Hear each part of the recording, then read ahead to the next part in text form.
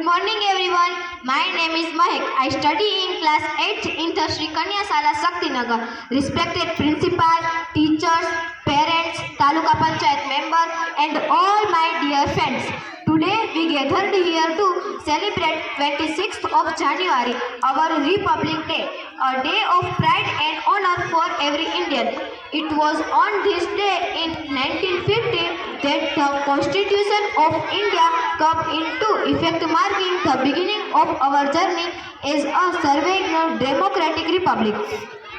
This day reminds us of our many sacrifices made by our many freedom fighters, which are Mahatma Gandhi, Sardar Vallabhbhai Patel, Subhash Chandra Bose, Chandrasekhar Azad, Jawaharlal Nehru, Madam Bhikhaiji Kama, Bhagat Singh, etc.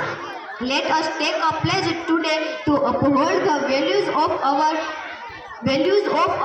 Constitution, respect our diversity, and work together for a brighter future. Jai Hind, thank you so much.